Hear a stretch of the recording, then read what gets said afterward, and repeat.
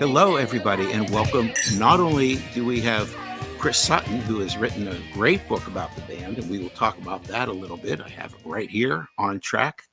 We also have with us today the great James Mankey, who was the original bassist and, in many cases, lead guitarist for Sparks way back in the day when they first started out. He contributed not only to this album, which was the first Sparks album called Half Nelson, but also to this one, there we go, which is a Woofer in Tweeter's Clothing. And that is the album we are going to focus on today. Up a little higher. Up a little What's that? higher. I Well, was cut off in there, that we don't need me in it. How about that? Oh, cut off. But we are going to talk about that album today. And the reason why we're going to focus on that is there's two or three reasons. One, Chris just wrote a great book, and in his book, he makes clear that of all the Sparks albums, it is his favorite. James, what can I say? You contributed so much to those albums. You are just a superstar, and having you on the show is just the greatest thing that we could possibly achieve. And the third reason is that I had been in contact with Thaddeus James Lowe, who produced Woofer and also was the engineer on the first album. He was really excited about doing the show. He passed, unfortunately. So we are going to take a few minutes on this show today to talk about him and his amazing contributions and really pay a little tribute to all that he did to establish the sound that is so important on this album. So that's the basic plan. We're going to talk a lot about the album itself. And Chris, how's it going? Let's just talk to you for a moment first. You can introduce yourself very quickly. Well, I'm Chris Sutton. I've written several music books, and one of the ones I enjoyed most writing was probably Sparks in the 70s, which went back to the demo album that came before the Half Nelson album. And as you've said, my favourite Sparks album is A Woofer in Tweeter's Clothing, always has been from the moment I first heard it. And the second person I knew who agreed with me was Thaddeus James Lowe. And we had a great chat after I'd spoken with James on the phone. And James Lowe, it was like an Addicts Anonymous kind of meeting, talking about why we love that album so much and what it meant to us. It really, really was. And he was very informative. So, yeah, it's a great thrill to be here today with yourself and James. Well, James Mankey, welcome to the show. How are you doing? I woke up. I had a schedule. And then I looked at my notes and said, whoa, 15 minutes from now. Wake up. But I got my copy right here. I'll do my best. Okay. Well, I have no doubt about that. And James, why don't I turn to you for a moment? You heard what Chris said about how important this album was to Thaddeus James Lowe. Why do you think this album might have been so important to him? Well, I think he was probably taking his career in a new direction. I didn't really know him that well, but up to that point, I only knew him as the lead singer of a popular band. Somehow he hooked up with Rundgren. I'm not sure how that happened, but I think it was new for him. He seemed in the studio, like certainly familiar with being in a studio, but I think he was more used to being the lead man, you know, and Rundgren is, I assume, an alpha guy. So Jim had to, try to do what Todd wanted, which he did. And that's the first album, right? But then the second album, he was really something happened. I'm not sure what, but James took over the reins, and I think, in fact, probably, provided a slightly more comfortable atmosphere for the band, I think, which is something a producer needs to do. Todd was more of a snap to it, do what I tell you, I'm smarter than you are, let's go. That was his approach. Well, that's very interesting because the mythology, or at least the common conventional wisdom, is that Todd really wanted to let the band be who they were, and he didn't tighten the reins the way you're describing. But you're saying that in fact, that's not exactly the case. I suppose after so many years of being in the music business, and coming across some producers who want you to achieve their vision. I can see what you're saying. That's probably true, but he is a naturally controlling kind of guy. He did his best, I'm sure. Well, sure. Well, what was different about his approach in compared to James Lowe's? What did James Lowe do that was different, that really created a very different sound on this album? Well, he didn't have a lot to say as to what part we should play, how we should play it, that kind of thing. He was trying to find out himself what this band was all about. I mean, who knew? The band didn't even know at that point. I think he just took a friendlier approach. That's all I can say. He was not intimidating in any way, which of course Rundgren was much more intimidating. I think, as one producer said to me once, my job is to create a vibe in the studio. And that's what Lowe tried to do too, just create a vibe where we would be comfortable and do whatever the heck it was that we were going to do, which was truthfully a bit of a surprise to all of us as well. I don't know. I know Todd Rundgren was much in demand at that point, and it must have been quite a coup on our part to get him. But, you know, I was a 17-year-old boy. I didn't know what was going on, and nobody told me anything either. I showed up to the best of my ability and just did what I was told. 17. I guess that never registered to me. You were that, give or take. By the time we were in the studio, 18 and a half, maybe, something like that. But that level of proficiency that you brought and creativity, for a 17, 18-year-old kid is amazing. Well, a musician can agonize over whether they can bring something to a project, and they can work really hard to do something, but in fact, you do what you can do, and you can't do any more, like Popeye. I don't know. I guess I did. I climbed out from under the console where I was hiding when it was time to play a part, tried not to be too scared, and did some damn thing, and that's what happened. It doesn't sound very exciting. By the time you get to Woofer, James, the band had been playing quite a bit.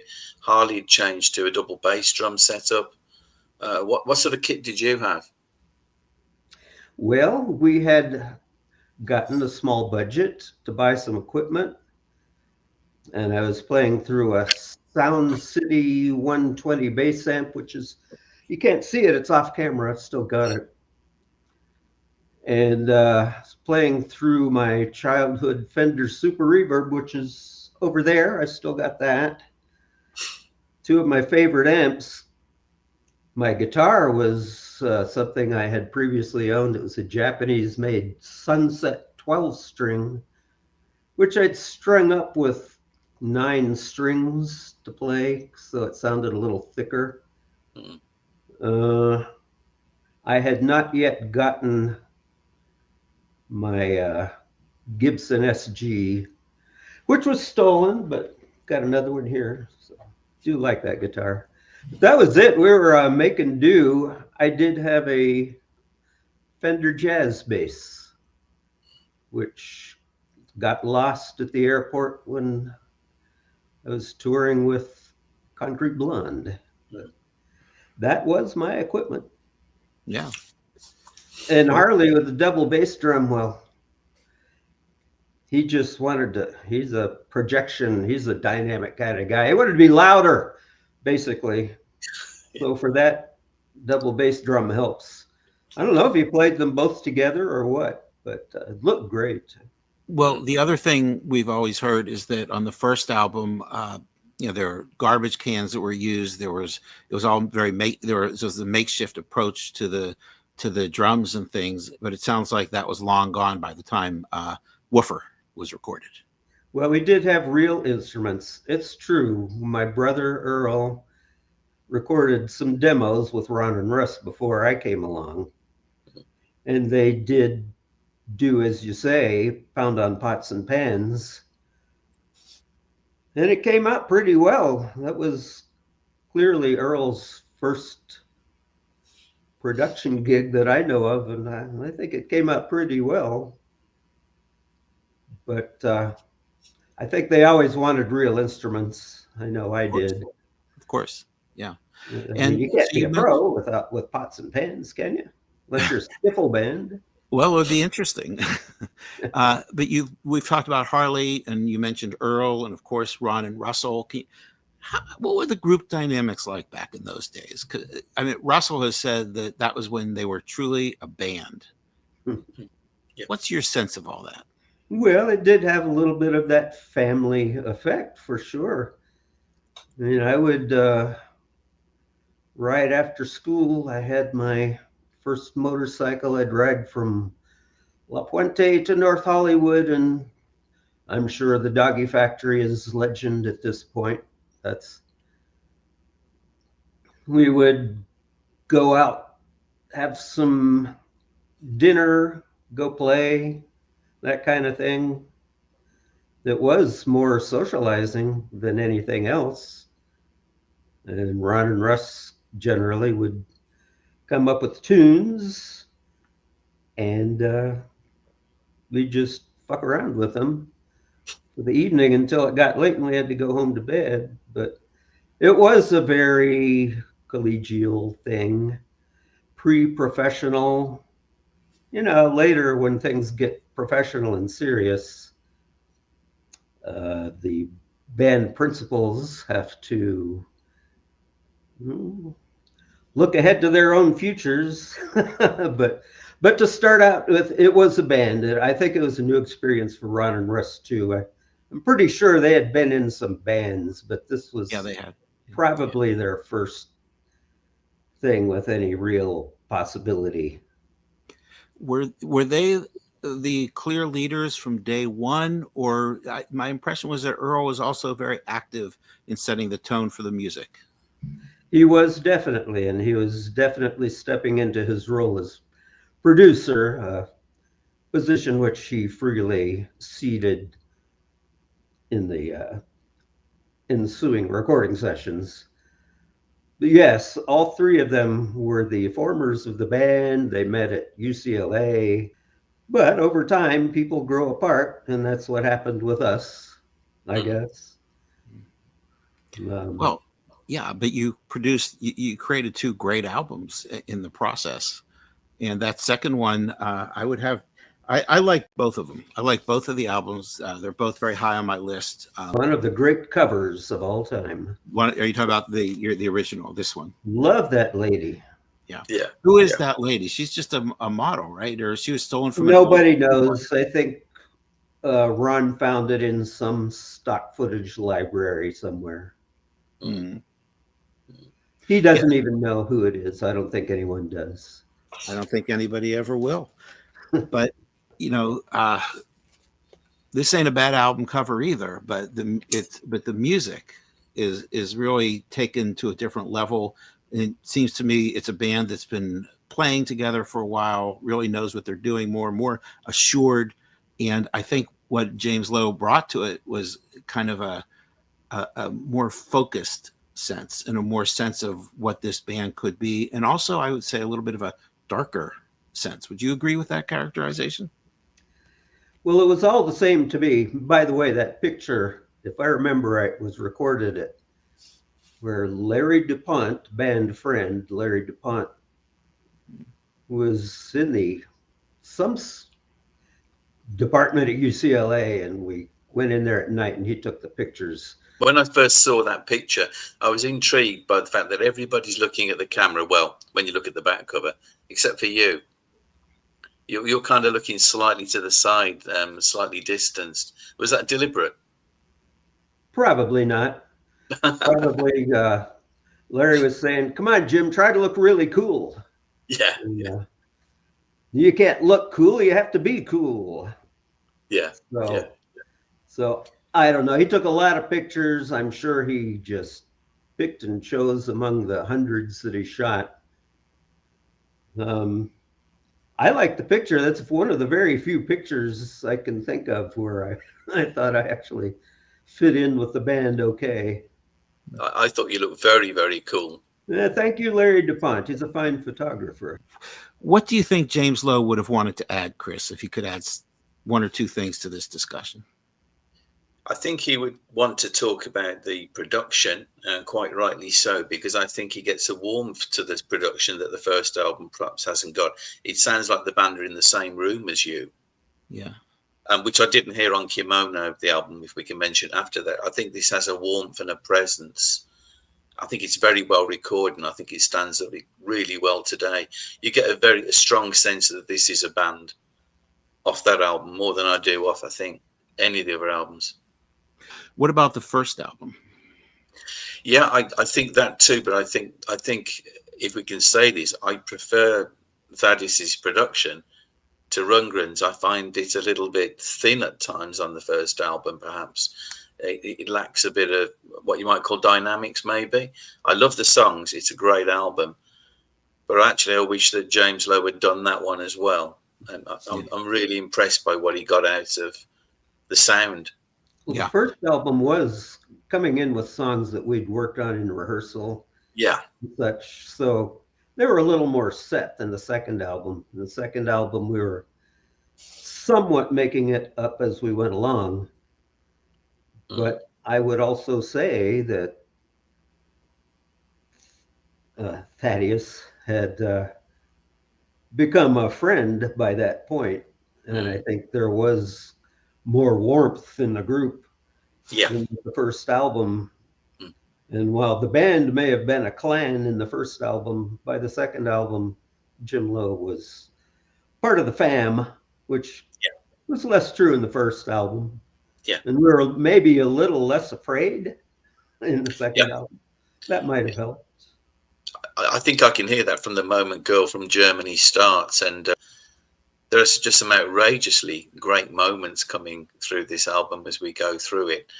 And I think you're playing on it, James, is fantastic all the way through. I will just add, in my mind, there's night and day difference between what Thaddeus James Lowe brought to this in the first one. And I like the production of the first one, but this one really, everything you said, I agree with. It captures the feel of a real band coming together. James Lowe did a fantastic job of bringing out what you guys were capable of doing at that point in time. Yeah. Yeah. Well, let's turn to the album a little bit.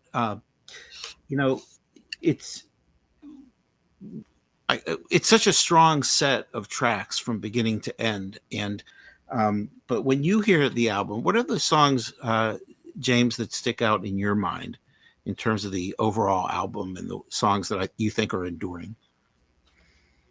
Well, name a few tunes off of there. I think I'm going to confuse it with the first album. Girl from Germany. Oh, yeah. Well, I don't know. I mean, none of the songs made any particular sense to me. Is that right? Rather, they're not impersonal, but they have to do with some other person, which I assume was Ron. I think what I got from Girl from Germany was the band sound really confident. It's a really catchy song. The subject matter about bringing home a German girlfriend is interesting. I love that kind of midsection bridge when it's like a travel postcard to the Rhineland, when it sort of goes into that section. Splendid castles and fine cuisine, lovely German women. I love that section. And then, of course, James and the others get to display another side to their skills by whistling together in harmony. Very impressive, James, your whistling. Yeah. James, the second song is Beaver O'Lindy, and they still performed it just on their last tour. But I will just add as a personal note, with Beaver O'Lindy, the drum roll. I'm a drummer, and the drum roll that Harley does just always blew me away from day one. That single stroke roll that he does right in the middle of the song. It's amazing. Yeah.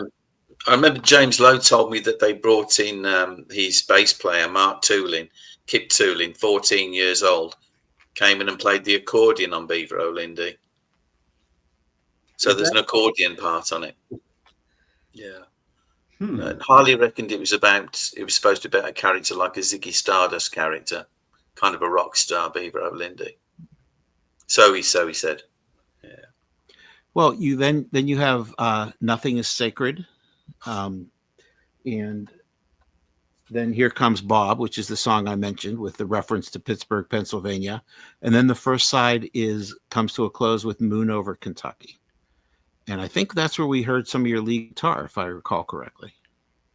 Oh, yeah. Yeah, that was my riff there. I brought it in, and the rest of the band managed to beat it into an actual song. Yeah, that was kind of dark, wasn't it? So did you see yourself as kind of a silent partner in all of this? I was a junior partner, it's true. I was learning, trying to fit in, trying to make myself needed. But Earl and Ron and Russ were the guys. I mean, Earl brought me into the band.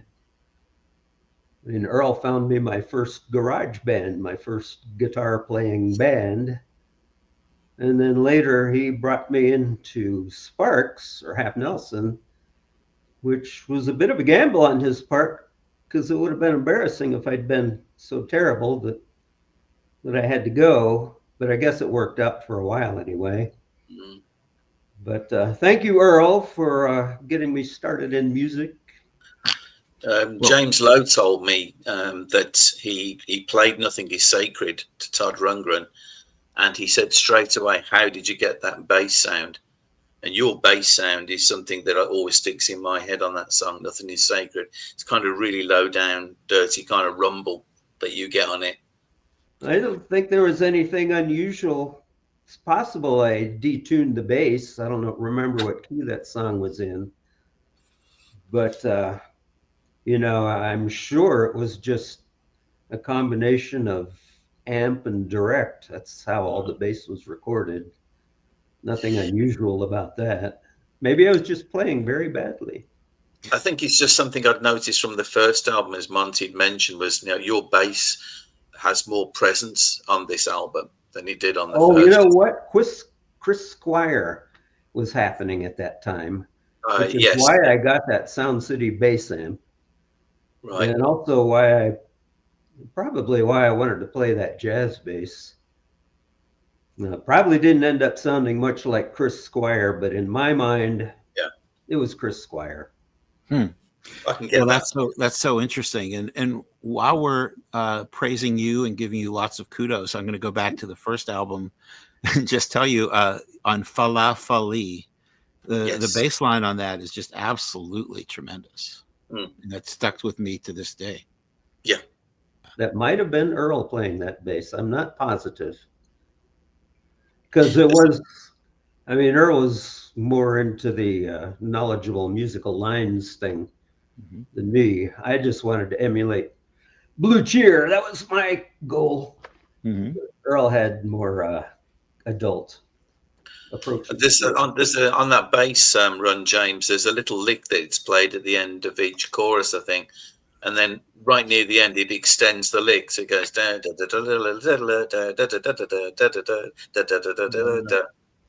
And that is the moment I wait for all the way through the song to this day. Well, that sounds very complicated, yet it does sound very familiar. Maybe I played it. Well, I'll bet you did. But I don't have a track-by-track listing, but I wouldn't be surprised if it was, in fact, you. Let's get back to Woofer just for a moment. If we go to side 2, were you surprised that Do Re Mi, a cover of a Rodgers and Hammerstein song, made it on the album? That song. Love that. We just had loads of fun. We just played it in rehearsals for fun. And I don't know what the grand scheme was among the leadership of the band, but as far as I was concerned, it was just something we did for a laugh. And I thought, wouldn't it be funny if we recorded this? So I guess we did. But I that's one of my favorite songs that just I always listen to that, James, and I never imagine that you and Harley are going to make it to the end. When it speeds up and you two just are in sync with each other and keep going for what seems like ages. How did you do that? God, why does anybody do whatever they do? It's always a bit of a surprise. No, you can look at many great musicians, and after the fact, you can say they had a vision and they achieved it. But in truth, there's a lot of surprises involved, at least to me. It's a great version of the song, but it just explodes once you and Harley take off and just go. Wow, I got to listen to that again. It sounds great. It's worth listening to again. And look, just building on Chris's comment, did you and Harley feel that you were the team, that you were the percussive team holding this thing together, or was it more of a loose feel between the two of you? I knew enough to understand that the bass and drums are supposed to lock up somehow. I wasn't quite exactly sure what that meant, but I knew it was a goal. And maybe it took another 30 or 40 years before I got a good idea of what it meant. But yeah, I was trying to listen to his bass drum and match up with it, whatever that meant. I mean, that's all I knew. That's all I knew. Somehow we're supposed to match up. But James, that's absolutely thrilling when you do. Well, I eventually learned to follow some advice Earl gave me once. And he was just describing how to hear yourself in the band when you're playing live, but I applied it more widely to just stand up and listen. And if you like what you hear, just try to immerse in it more, but forget about your playing. Your playing will take care of itself. But just be listening. Don't actors say that too? They just say, just listen. Yeah.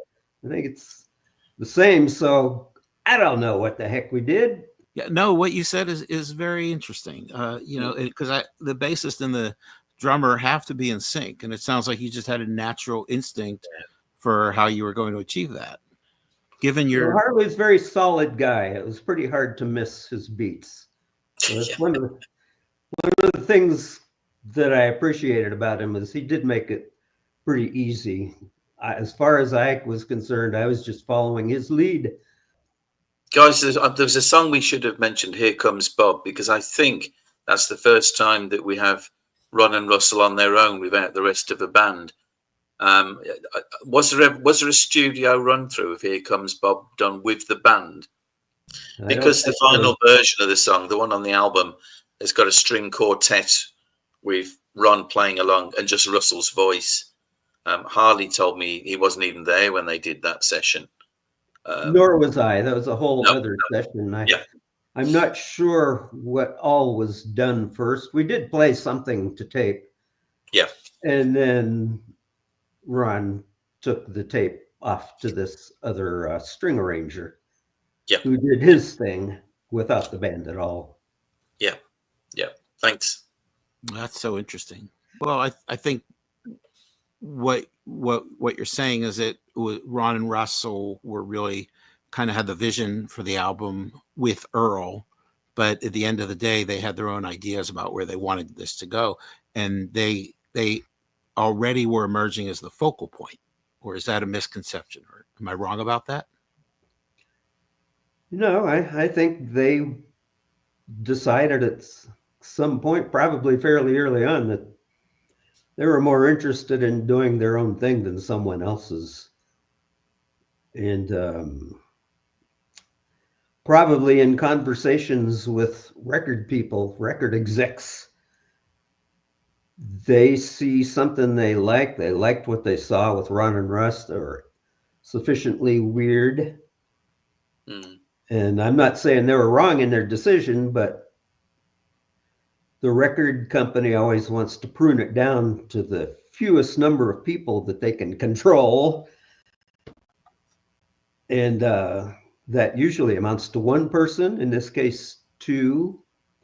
That's just the way the music business works. I do not ascribe any evil motives to anybody, but that's just the way it works. They are key men. Even though there were a couple of Mankeys in the band, they were the key men. And it it's was interesting inevitable. These are the only two albums, I think, Monte, right, where you get somebody else who's in the band writing songs. You know, your brother Earl contributes to the first album writing, and you also write, and then you and Earl both write on this album too. Well, It's you different. mentioned that second album was darker. I do think that was contribution by the other members of the band. Mhm. I mean, Ron and Russ would apparently find people that they thought would achieve what they wanted to achieve. And I don't know any of the people who played in their later bands, so I can't comment on their abilities or motivations or whatever, but didn't they use different people all the time? Yes. Well, they did. Opportunity to form a bond. And let me ask you something about that, Jim. Well, let me put it this way. One, would you ever have imagined that they would have a career that would be going as strong as it is today? And two, do you think they ever thought that they would have a career that would go as long as it has today? Well, to my young mind, a 5-year career would be a lifetime. But no, I don't think anybody ever expected it to go on for very long. One preferred not to think about the end. Yeah. But there's no need to think about that until the end comes anyway. But I got to admit, they have been pretty long lasting. I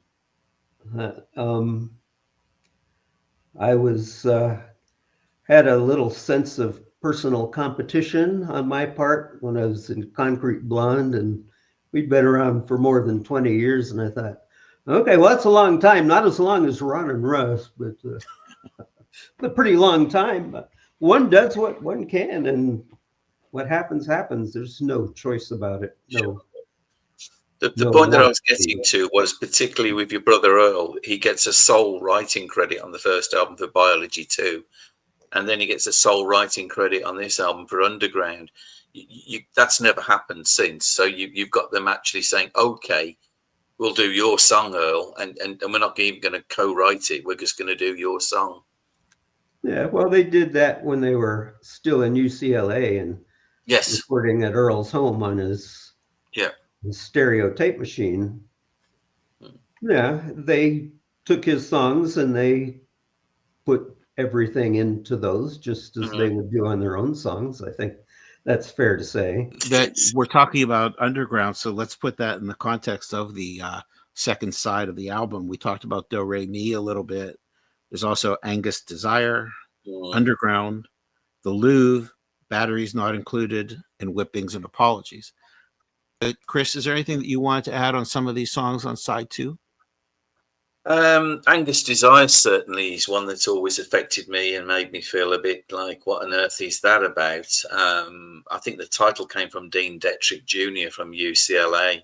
It sounds vaguely unsettling, as though there's something going on you're not quite sure of. I meant to ask, it's a point here, James. When you were working on the music, did you already know what the lyrics were going to be? Were they already there when you were doing the music? I believe so. Yeah, I think was one of the few things that was set.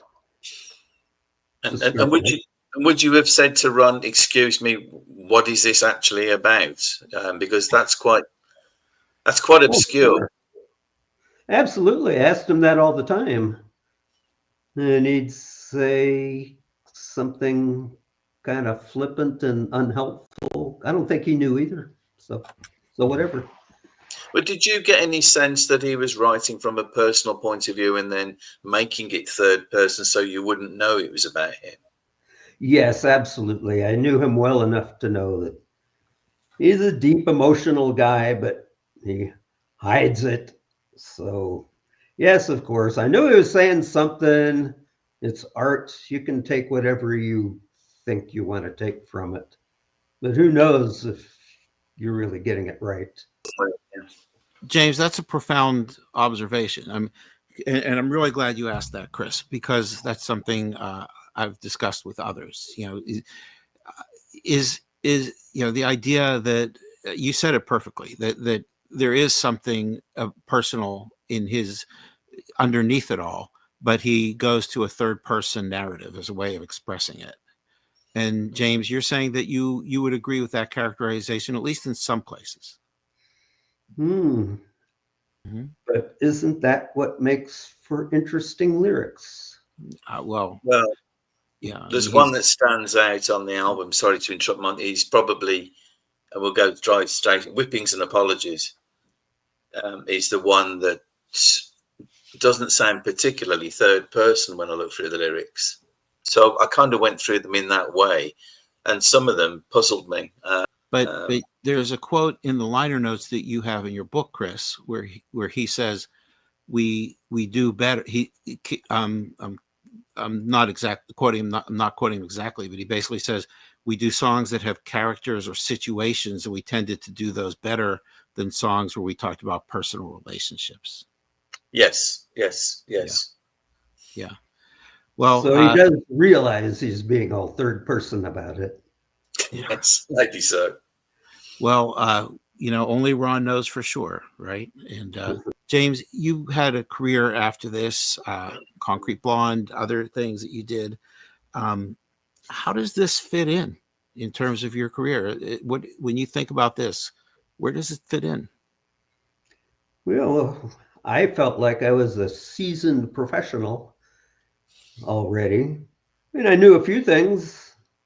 I knew about how to drive a car to the next gig and how to show up on stage and do your job, which was more than I can say for the other band members at that point.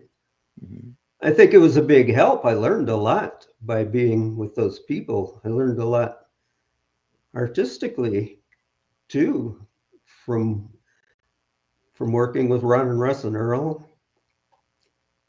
I can't imagine that I could have done what I did later without having done Sparks first, because it taught me how to be a musician, which you got to learn. Not everybody learns that. Some people never get beyond the we're going to go out and party and drink, and never get to the point where you learn that music is a job with responsibilities and everybody has to play a part. And I learned that from Sparks, I got to say. So thank you, Sparks. I appreciate that so much. Well, I'm sure they'll be happy to hear that. But I would add also to that, and playing with them live must have been a way to really, learn that craft of performing, because they would do it in front of a half a dozen people, but they would always, I assume you guys always gave it everything you got. But they were all a do or die proposition, no matter who showed up. We had some crowds at the Whiskey, but not always.